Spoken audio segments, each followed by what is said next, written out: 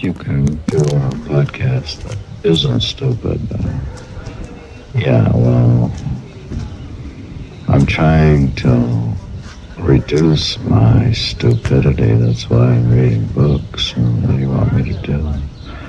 I'm reading In the Captive Mind, the winner of the Nobel Prize for Literature and Vintage International, Czesław Milosz, Chapter 2. Looking to the West, are Americans really stupid?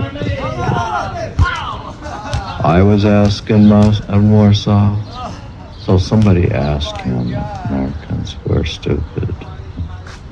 He was asked, and I'm asking now. I'm asked now, are Americans really stupid? Yeah. Well, that could be argued that some of them are, or most of them are really stupid. What? You're saying that most Americans are really stupid? Wait a minute. Who are you to say such stuff, and how do you know? Are Americans really stupid? In the voice of the man who posed the question, there was despair, as well as the hope that I would contradict him. Well, there is some despair over whether they're stupid. Yeah, you could see. There's a lot of reasons to think they're stupid. A lot of them are stupid, I suppose. They could be provincial, not globally aware, not that educated, or narrow-minded. And there's been a lot of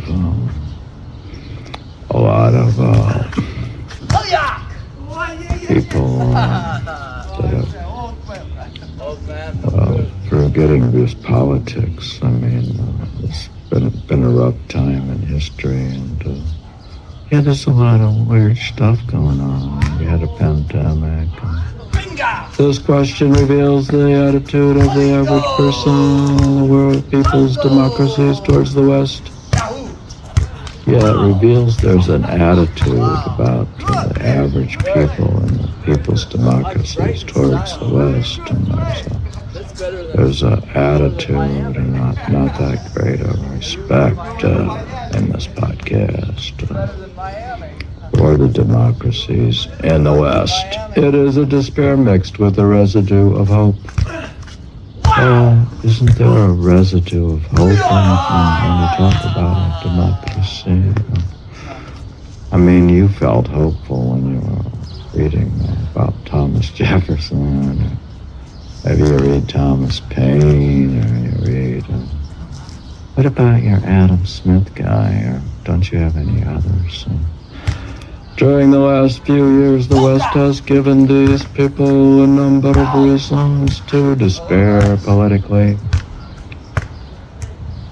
Well, there have been a number of reasons to despair. If you look at the politics, yeah, but you're not prone to despair because you promote mystical enlightenment, meditation, so you're not really that involved in despair, and you're just going to meditate and go play volleyball, and I don't see why you read this stuff even. And there's quite a bit of despair in the New York Times over people losing their home insurance and their home insurance coverage of their homes all across the country, even in the middle of the country, like Iowa or something. So you're saying car insurance and home insurance and all this stuff is going up. Well, maybe the prices of homes will come down if it goes way up. What's that got to do with despair and politics? In the case of the intellectual, other more complicated reasons come into play. Yeah, well, if you deal with the intellectuals, Yeah, like a lot of intellectuals, they write opinion pieces in the New York Times. And lately, you haven't even read those things, and you skip over them. But you're skipping. You used to read the whole articles, but now sometimes you read a little and stop. I mean, what's going on? Are you no longer an intellectual? What? In the case of the intellectual, other more complicated reasons come into play. Before the countries of Central and Eastern Europe entered the sphere of the Imperium, they lived through the Second World War. That war was much more devastating there than in the countries of Western Europe. Well, I suppose the war was more devastating in the Eastern Europe. You know, more Russians died and more people died in the eastern part of the Eastern European. It's funny, there's this book, it's like the notes of Ernst Jünger. It must be kind of interesting because he's probably...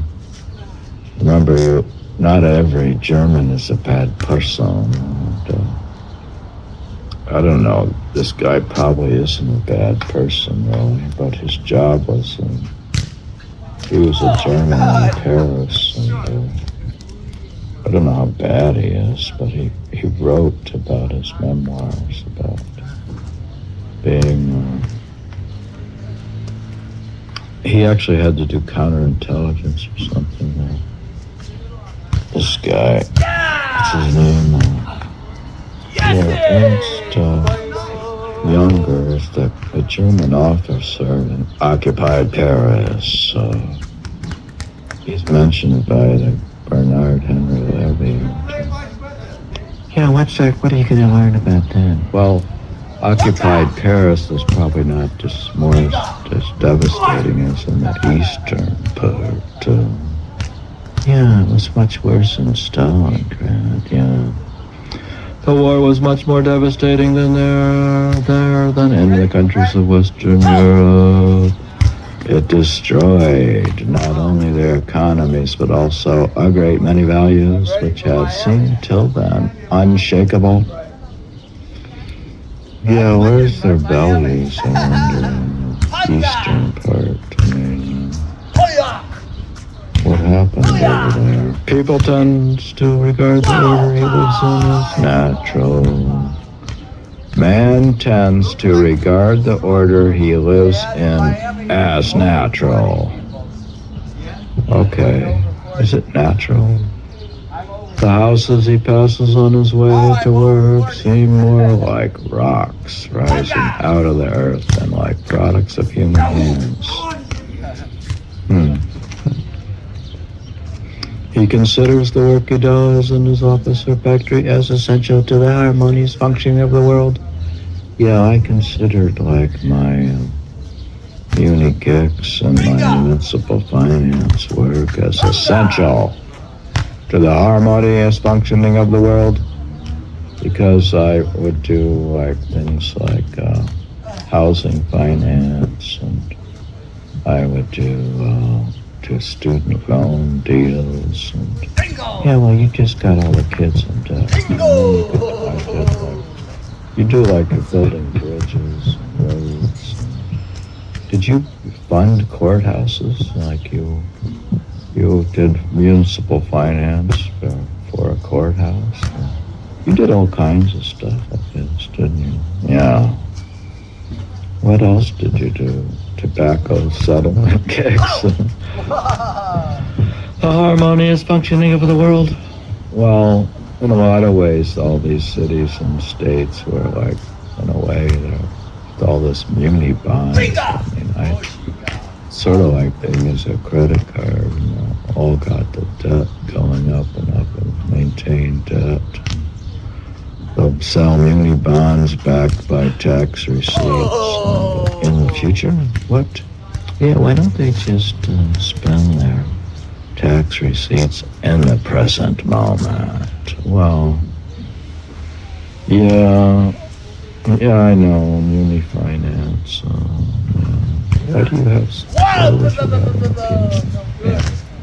The clothes he wears are exactly what they should be.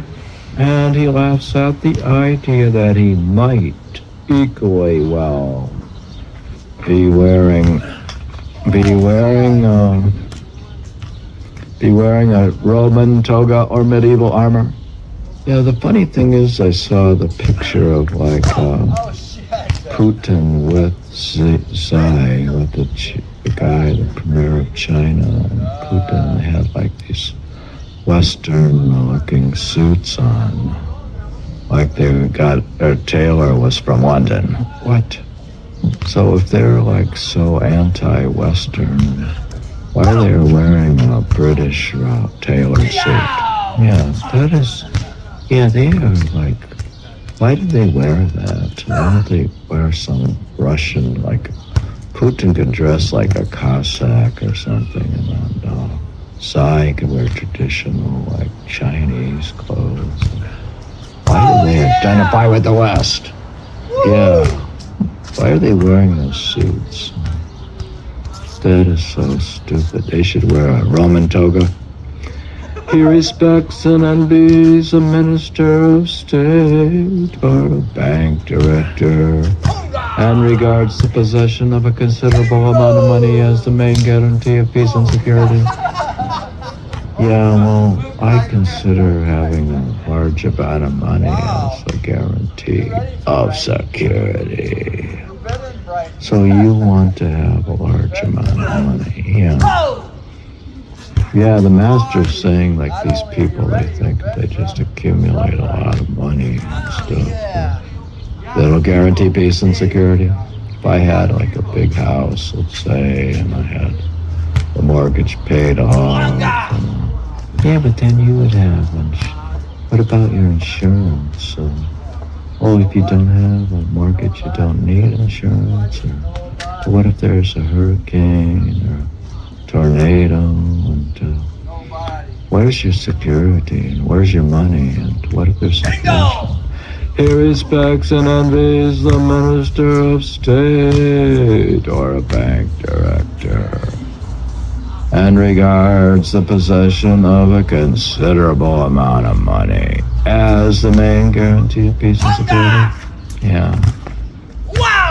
Yeah, some people, they actually will listen to what that guy who's the president of Chase Bank, or what he's always J.P. Morgan, whatever you call it.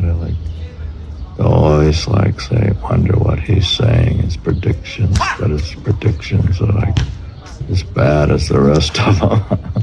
He cannot believe that one day a writer may appear on the street. He knows well where cats sleep and children play and start catching passers-by with his lasso. He is accustomed to satisfying those of his physiological needs, which are considered private, as discreetly as possible, without realizing that such a pattern of behavior is not common to all human societies.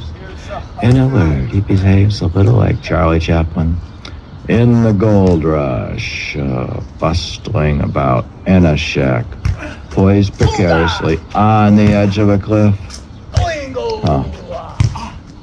Yeah, I for many years was bustling about in the gold rush, trying to accumulate arbitrage profits, bustling about in the shack, and I had the shack, and they had the pied-à-terre apartment in Manhattan, and then there was the house in Richfield, Connecticut, or the house in Reading, Connecticut, or the shack, and I bustled about on the train, and I took the train, and I would try to accumulate and bustle and accumulate gold. What? And then, but it was all precarious and on the edge of a cliff. Oh, so you were like Charlie Chaplin in the gold rush as you went about your life. And you proved that maybe the point here, that Americans really are stupid. Oh, so you are stupid, yeah. His first stroll on the street littered with glass from the bombed, shattered windows shakes his faith in the naturalness of his world. The wind scatters papers from hastily evacuated offices, papers labeled confidential or top secret. Yeah, and they had these like papers that Trump had taken down to Mar-a-Lago that evoked visions of safes and keys and conferences, couriers, and secretaries. Now the wind blows them through the street for anyone to read, yet no one does, for each man is more urgently concerned with finding a loaf of bread.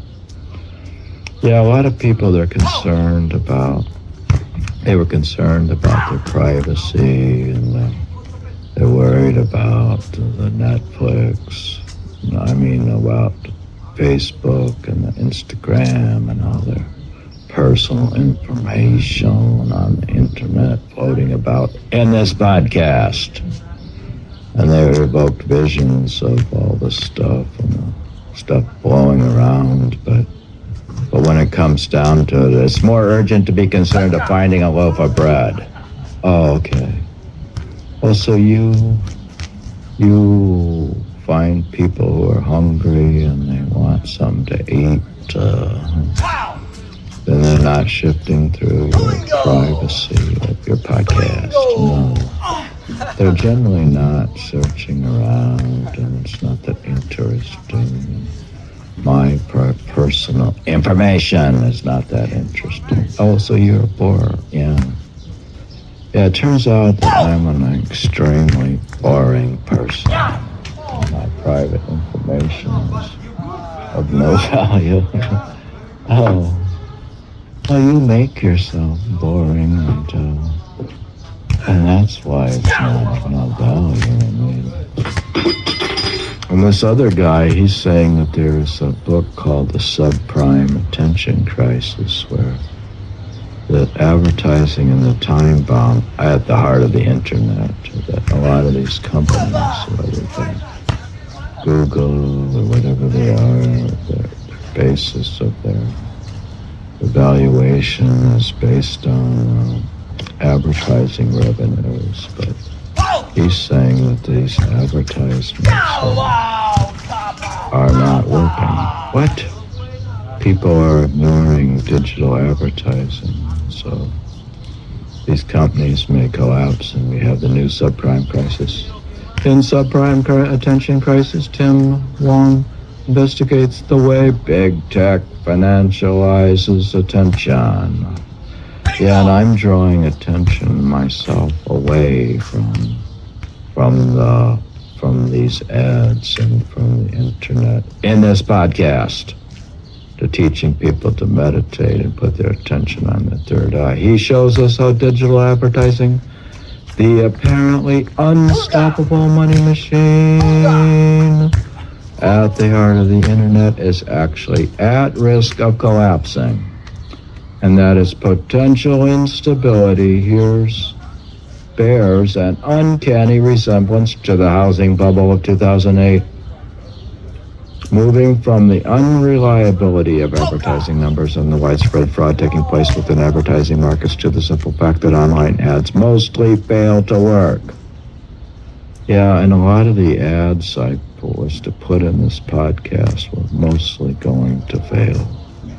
And Wong demonstrates that while consumers' attention has never been more prized, yeah, I don't know how much I prize the attention of the consumers, but the Consumers Podcast. Yeah, but why don't you prize the attention?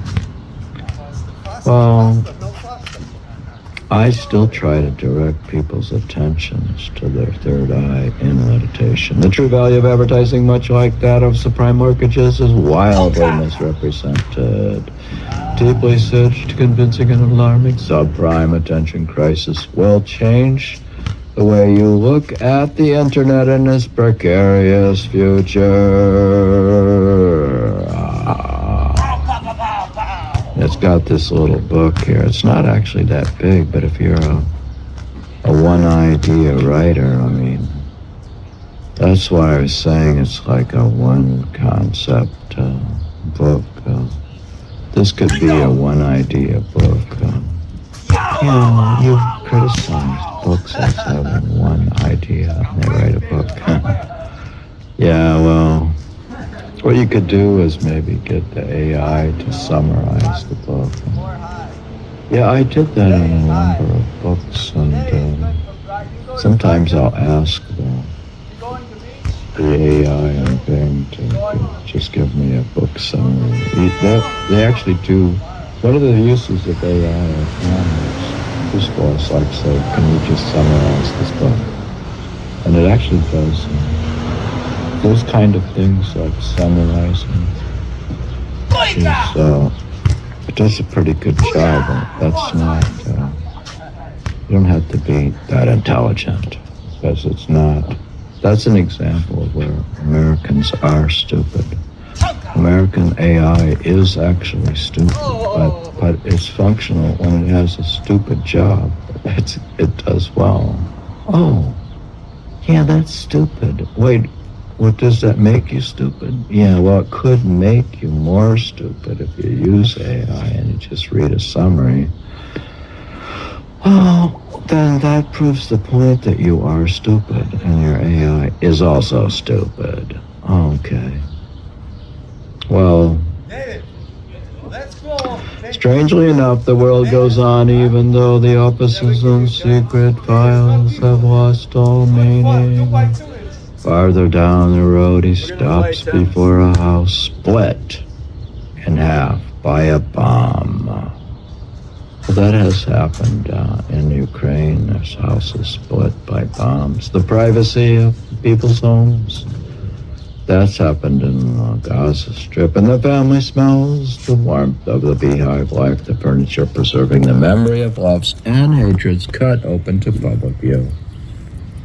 Well, the house itself no longer a rock, but a scaffolding of plaster, concrete, and brick. And on the third floor, a solitary white bathtub, rain-rinsed in of all recollection of those who once bathed in it. Its formerly influential and respected owners, now destitute, walk the fields in search of stray potatoes. Oh. Yeah, well, she hasn't been buying potatoes, and I don't know why. I guess we don't have a strong emphasis on poppies or potatoes. Thus, overnight, money loses its value and becomes a meaningless mass of printed paper. Oh, God. Is that going to happen now? Did your stuff become a meaningless mass of printed paper? No. Well, yeah. Huh. So you're saying that the paper money is going to become a meaningless mass and crypto is becoming meaningless? Wow, that is despair. You are in despair? But I thought you weren't in despair. Why aren't you in despair? Well, okay. I'm gonna go to the bathroom. Well, just looking up the West Hills Walk takes him past a little boy poking a stick into a heap of smoking ruins and whistling a song about the great leader who will preserve the nation against all enemies.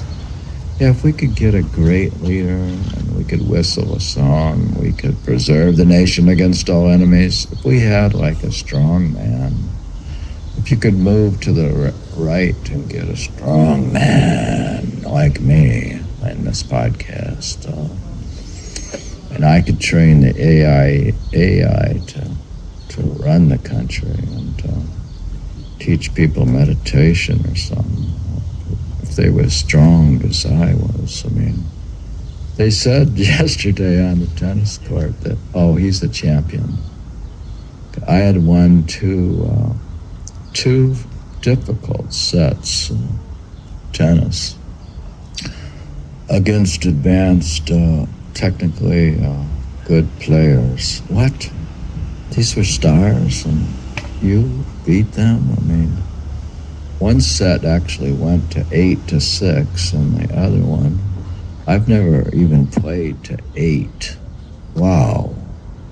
Because we were playing, not doing a tiebreaker. And then the other one is also, the other guy, like the opponent, he hit these like serves, or like one of the fastest I've seen. I got some back, and one of them like came right at me, and the other one's an ace, and we even beat them, despite the one guy. Some of these super fast hitters, they're not that accurate either. Like he even failed to return my serves and threw them out, and they went out. And they have high error rates.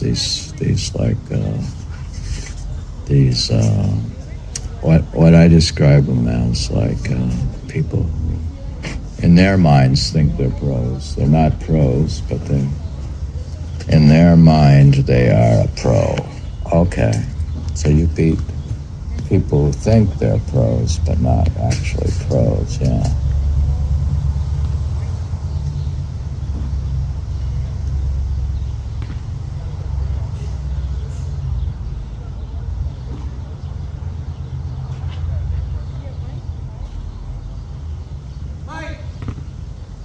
Michael!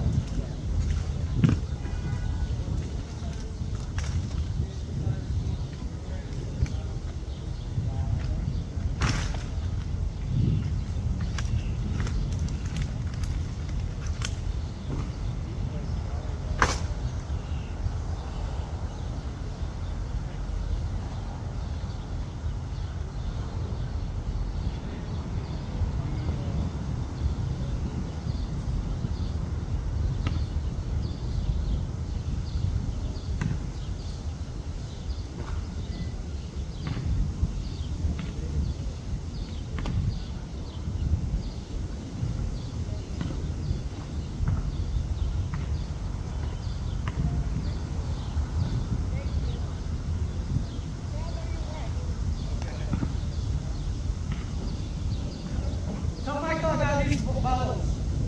Mikey's? Yeah, Michael. For Mikey? Mike, your bottles. Oh, yeah, okay. All right? Thank you. Have a nice day. Thank you.